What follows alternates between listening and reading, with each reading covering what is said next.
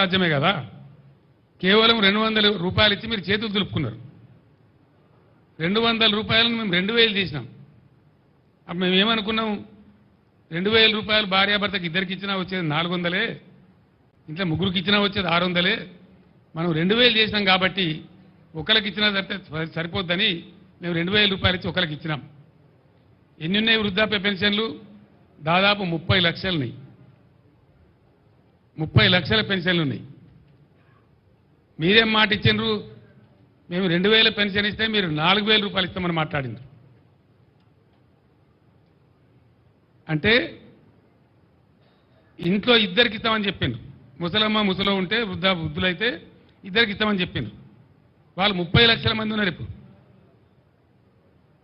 అంటే మీరు ఎన్నిగా పెట్టిండ్రు ప్రజలకు ఎంత ఎగనామం పెట్టిండ్రు ఎంతమందికి నామం పెట్టిండ్రు మీరు 30 లక్షల కుటుంబాలు మీరు ఎన్నిగా పెట్టిండ్రు ఒక నెలదైతే 2000 పెన్షన్ కూడా ఇయ్యలే ఒక నెల పెన్షన్గా పెట్టిండ్రు రెండవది 4000 మనులు మీ పరిపాలన రెఫరెండం అంటారు ఇంకా మీకు సిగ్గులేక ఇప్పుడు ఎన్ని బాగున్నారండి వీళ్ళు 30 లక్షల ఈ కుటుంబాలకు 2000 రూపాయలు పాతది మినాయిస్తే వాళ్ళు డబల్ ఇచ్చే పరిస్థితి అయితే నెలకు 6000 బాకీ ఉన్నారు ఇప్పుడు 4 నెలలు అయింది ఇది 4వ నెల ప్రతి వృద్ధాప్య పెన్షన్ మీద ఇలా ఈ కాంగ్రెస్ ప్రభుత్వం పెట్టిన ఎగనామం 24000 రూపాయలు వాళ్ళ గట్టిగా మీరు కట్టించేదాకా మిమ్మల్ని వేటాడతాం లేకపోతే ఇదేనా రెఫరెండం అని ఆ వృద్ధాప్య పెన్షన్లు తీసుకునే వాళ్ళు వీళ్ళకి కర్రు కాల్చి ఇప్పుడు వాత పెట్టాలి సిగ్గు రావనంటే వీళ్ళకి బుద్ధి రావనంటే ఎవరెవరికైతే ఎగబెట్టినరో ఇది కూడా రెఫరెండం కిందకే వస్తుంది దీని మీద ప్రజలు రెఫరెండం తీసుకోవాలి అదేవిధంగా దళితులకు మోసం రైతులకు మోసం యాదవ సోదరులకు మోసం కొత్త రేషన్ కార్డులు ఇస్తామని మాట్లాడిన వాగ్దానం ఇచ్చిన దానికి మోసం మహిళలకు మహాలక్ష్మి అని పేరు పెట్టి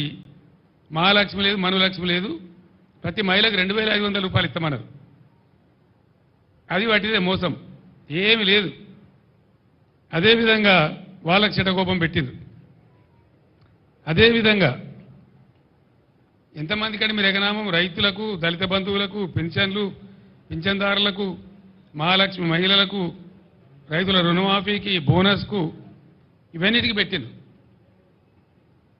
ఇదే సిరిసిల్ల ఇప్పుడు నేను ఏ సిరిసిల్ల టౌన్లో మాట్లాడుతున్నానో మేము పైన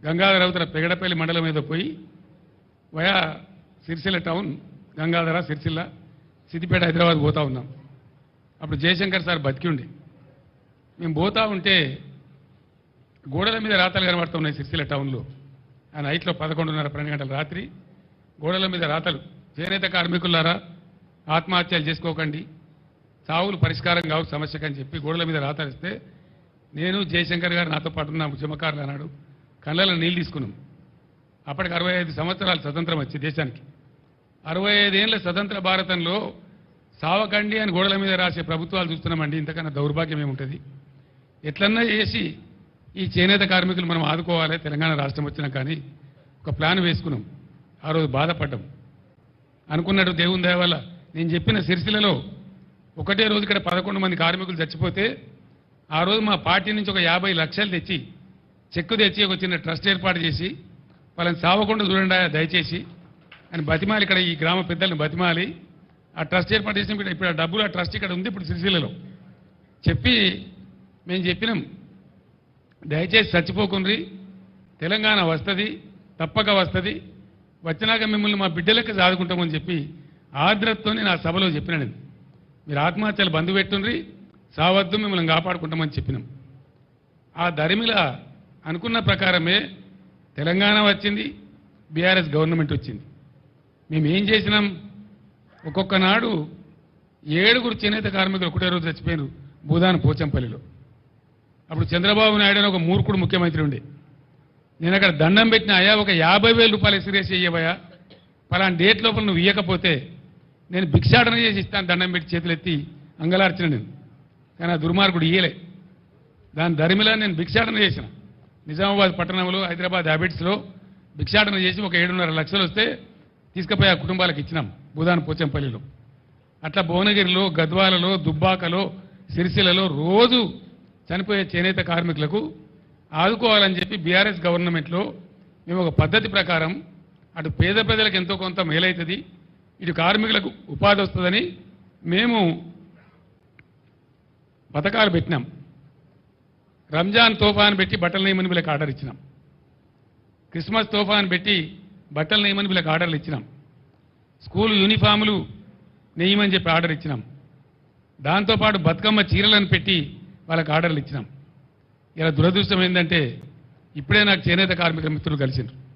సార్ మళ్ళా మా పాతకు వచ్చింది, మేము ఆత్మహత్య చేసుకునే పరిస్థితి వచ్చింది. మాకు మీ గవర్నమెంట్లో ఇచ్చిన ఆర్డర్ బాబతి 300 కోట్ల రూపాయల బకాయిలని అవి ఇస్తలేరు సార్ అని చెప్పిన వాళ్ళు. మీరు రాండి హైకోర్టులో కేసు ఇద్దాం, గుంజుదాం వీళ్ళని గదాలకు, మీరు రెఫరెండం అంటారు, వీళ్ళ రెఫరెండం సంగతి ఎందుకు చూద్దామని చెప్పి రమ్మని చెప్పినాం. రేపు ధర్నా పెట్టినారు ఇక్కడ దాదాపు 10,000 మందితో సిరిసిల్లలో చేనేత కార్మికులు ధర్నా పెట్టిన. మేము కూడా మా నాయకుడు అటెండ్ అవుతాం, వాళ్ళకి అండగా ఉంటాం, గుంజుతాం. ఇంకా దరిద్రం ఏంటంటే బ్రాహ్మణ పరిషత్ మేము నిధులు ఇచ్చుకుంటూ పోయినాం. ఓవర్సీస్ స్కాలర్షిప్ నిధులు ఇచ్చినాం. డాక్టర్ అంబేద్కర్ పేరు మీద, జ్యోతిబా పూలే పేరు మీద, వివేకానందుని పేరు మీద ఓవర్సీస్ స్కాలర్షిప్ ఇచ్చినాం. ఇండియాలోనే ఏ రాష్ట్రం ఇయ్యని విధంగా పేద పిల్లలు విదేశాలకు పోతే వాళ్ళు చదవాలి, బాగుపడాలి, బతకాలని చెప్పి ఇచ్చినాం. మొత్తం బంద్ పెట్టింది. ఒక్క ఓవర్సీస్ స్కాలర్షిప్ ఇస్తలేదు ఈ గవర్నమెంట్ ఇచ్చిన కాడికి. మేము శాంక్షన్ చేసినా కూడా ఇస్తలేరు. బ్రాహ్మణ పరిషత్కి అయితే లాస్ట్ 2 క్వార్టర్ల డబ్బులు విడుదల చేయలే. ఫైనాన్షియల్ ఇయర్ అయిపోయింది, అది కూడా ఇస్తలేరు. ఈ రకంగా వాళ్ళకి ఎగనామం పెట్టినారు. ఓవర్సీస్ స్కాలర్షిప్ కూడా బంద్ పెట్టినారు. చేనేత మిత్ర పథకాన్ని బంద్ పెట్టినారు. అనేక స్కీములు చేనేత కార్మికులకు ఉన్నాయి కూడా బంద్ పెట్టినారు. అంటే వాళ్ళు సావన్నా ఎక్కడికి పోవాలి? ఎంతో బ్రహ్మాండంగా జరిగేటువంటి కాడ చివరికి బడి పిల్లలకు బ్రేక్ఫాస్ట్ పెట్టినాం. మేము ఎన్నో మంది లక్షలాది మంది పిల్లలు పాపం పేదవాళ్ళు ఉన్నారు, బ్రేక్ఫాస్ట్ పెట్టమని చెప్పినాం. దాని ఇంటర్మీడియట్ కాలేజీలో కూడా వర్తిస్తామని చెప్పినాం. ఆ బ్రేక్ఫాస్ట్ కూడా బంద్ పెట్టారు. చిన్న పిల్లలకు బల్ల పెట్టిన బ్రేక్ఫాస్ట్ బంద్ చేయడం రెఫరెండమా? ముఖ్యమంత్రి గారు గదెందుకు బంద్ చేసినావు? ఇంకా పోరగాళ్ళను నోరెందుకు కొట్టినావు నాకు అర్థం కాదు. ఓవర్సీస్ స్కాలర్షిప్ బంద్ పెడతావు, బ్రాహ్మణ పరిషత్ నిధులు బంద్ పెడతావు, చేనేత కార్మికులకు బంద్ పెడతావు, చివరికి బ్రేక్ఫాస్ట్ కూడా బంద్ పెడతావు. మరి ఏం నడుపుతున్నారు మీరు నాకు అర్థం కాదు. ఎవరికి ఇస్తున్నారు డబ్బులు? ఏం చేస్తున్నారు? ఏం జరుగుతూ ఉంది? ఇంకా దీని మీదికెళ్ళి కథ ఏంటంటే రైతు బంధు అడిగితే ఒక మంత్రి ఏమో చెప్పుతోని కొట్టున్నట్టు. చెప్పుతోని కొడతారా? నేను ఇదివరకే చెప్పిన రైతులకు కూడా చెప్పులు ఉంటాయి, బందోబస్తు ఉంటాయి. తిక్క ఉట్టుకొచ్చినాడు వాళ్ళు మరైతే మీ గతి ఏమవుతుందో ఆలోచించుకోండి అని చెప్పిన నేను. సిరిసిల్లలో కార్మికులు చచ్చిపోయే పరిస్థితి ఉందా?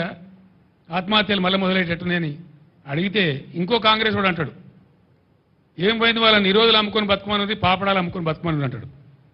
నిరోధులు అమ్ముకొని బతకన్నారా? కుక్కల కొడుకులారా మీరు? మనుషులా మీరు? లక్షలాదిగా ఉండేటువంటి చేనేత కార్మికుల మనోభావాలు దెబ్బతీస్తారా మీరు? మీరు ఇస్తే ఇచ్చిండ్రు, పీక్తే బీకిండ్రు, ఇవ్వకపోతే చేత కాకపోతే ఇవ్వకుండా. కానీ నిరోధులు అమ్ముకొని బతుకుని, పాపడాలు అమ్ముకొని బతుకున్నట్టు వాళ్ళు మనుషులా కనబడతలేరా? గర్జిస్తారు బిడ్డ, చేనేత కార్మికులే ఇలా పులులే గర్జిస్తారు, మిమ్మల్ని తరిమి కొడతారు, జాగ్రత్త అని చెప్పి నేను హెచ్చరిస్తా ఉన్నా. వెంటనే బతుకమ్మ చీరలే కానీ, మరో చీరలే కానీ, స్కూల్ యూనిఫామ్లే కానీ అవన్నీ కూడా బకాయిలు ఇమీడియట్ విడుదల చేయండి. నేను చేనేత కార్మికులకు చెప్పిన అవసరమైతే మా పార్టీ నుంచి డబ్బులు ఇస్తాం, వకీల ఫీజులు, మీరు భయపడేదేం లేదు, కోర్టులో గుంజుదాం, కొట్లాడదామని కూడా చెప్పినాం. రేపు ధర్నా తర్వాత కూడా స్పందించకపోతే, ఆర్డర్లు రాకపోతే 3-4 రోజులలో ఖచ్చితంగా హైకోర్టులో దావా వేస్తాం. ప్రతి ఊర్లో ధర్నా పెడతాం. ఎక్కడెక్కడ చేనేత కార్మికులకు బాధలవుతున్నాయో రాష్ట్రం అంతా రణరంగం చేసి మిమ్మల్ని ఫుట్బాల్ ఆడతాం బిడ్డ, ఇడిచిపెట్టాం, జాగ్రత్త.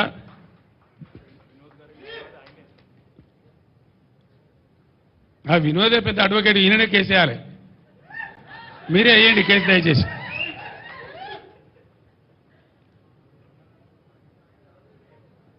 ఇంకేం మాట్లాడతారు? చేనేత కార్మికులట మొన్నటిదాకా దొబ్బి తిన్నారట.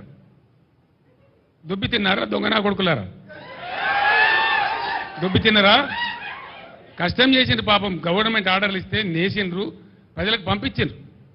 లేని అవ్వలకు, చెల్లెళ్లకు, అక్క చెల్లెలకు పాపం బతుకమ్మ చీర పేరు మీద ఒకటి పోయింది, రంజాన్ తోఫా కింద ఒకటి పోయింది, క్రిస్మస్ తోఫా కింద ఒకటి పోయింది. వాళ్ళు బతికిండ్రు. అటు పేద ప్రజలకు అందింది, ఇటు చేనేత కార్మికులు బతికిండ్రు, వారికి ఉపాధి మార్గం దొరికింది. ఇవాళ 14 ఏళ్ల కింద 10 ఏళ్ల కింద తెలంగాణలో చేనేత కార్మికుల బతికి ఏముండనో మళ్ళా చేనేత కార్మికుల బతి ఆ పరిస్థితి తీసుకొని వచ్చింది ఇవాళ గవర్నమెంట్. 3-4 నెలల ఇంత పెద్ద కథ. నాకు ఇంకొక విషయం అర్థమైతే లేదు. మన సూర్యాపేట కూడా అడిగిన, మీరు కొత్త పీకి పడగొట్టింది ఏమీ లేదు, మీతో కాదు. మీ ప్రభుత్వమే లత్కోర్ల ప్రభుత్వం ఉన్నది. అడ్డమైన మాటలు మాట్లాడి మీరు 1.8% ఓట్లు ఎక్కువ వచ్చి మీరు గెలిచినారు మాకంటే. మేమేం రౌట్ కాలే, ప్రధాన ప్రతిపక్షంగా ఉన్నాం. మాకు 37% ఓట్లు వచ్చినాయి, మీకు 38.9% ఓట్లు వచ్చినాయి, అంతే. 38.8%. జస్ట్ 1.8% ఓట్లు మీకు వచ్చినాయి ఎక్కువ. ఎందువల్ల? మీ లత్కోరు వాగ్దానాల వల్ల, మీ ఉల్టా సీదా వాగ్దానాల వల్ల. మీ తులం బంగారాన్ని కొందరు మోసపోయినరు, 10 లక్షలకు బదులు 12 లక్షల దళిత బంధు కొందరు మోసపోయినరు, 2000లకు బదులు 4000 పెన్షన్ వస్తుందని కొందరు మోసపోయినరు, అంతే కదా. మీ 2 లక్షల రుణమాఫీ కొందరు మోసపోయినరు, మీ 500 బోనస్ ఇతరని కొందరు మోసపోయినరు, లేడీస్కు స్కూటీలు, ఇంకా స్కూటీ, మీ స్కూటీలో దాన్ని కొంతమంది మోసపోయినారు. ఇలా బిడ్డ వాళ్ళే మీ కళ్ళు కాల్చి వాత పెడతారు, మీకు చూపిస్తారు మీ కథ ఏందో, మీ రామాయణం ఏందో. నేను ఇక్కడ మాట్లాడే కొద్దిమంది వింటుండొచ్చు, కానీ ఇప్పుడు రాష్ట్ర వ్యాప్తంగా లక్షలాది మంది వింటున్నారు నేను మాట్లాడే మాటలు. మీ తొత్తు పేపర్లలో తప్ప నిజాయితీ ఉన్న అన్ని పేపర్లలో కూడా వస్తుంది. ఇక నిజాయితీ పేపర్లు ఏంటియో తొత్తు పేపర్లు ఏంటియో రేపు బయట పడుతుంది. ఇంకొక విషయం నాకు మనసున పడతలేదు, నేను బాధతో చెప్తున్న ఈ మాట. కొత్తది మీతో అవుతుందా పీక్తుందా, మీ శాతం అవుతుందా లేదా, అదంతా వేరు సంగతి. ముందు కాలం ఉన్నది, కాలమే రుజువు చేస్తుంది. మీ సమర్థత ఏంది, మీ శక్తి ఏంది, మీ తెలివితేటలు ఏంది, మీరు ఎంతపాటి సిపాయిలు అనేది అంతా బయట పడుతుంది. ఒక్క ఏడాదిని మీ రంగం మొత్తం తేల్చేట్టున్నది. నడిచింది కదా 9 ఏళ్ళు కరెంటు. దయచేసి విలేకరులకు నేను ఒక మాట చెప్తాను, మీరు స్పష్టంగా వినండి, ఇలా అరమరికలు వద్దు. బీఆర్ఎస్ గవర్నమెంట్ ఉన్నప్పుడు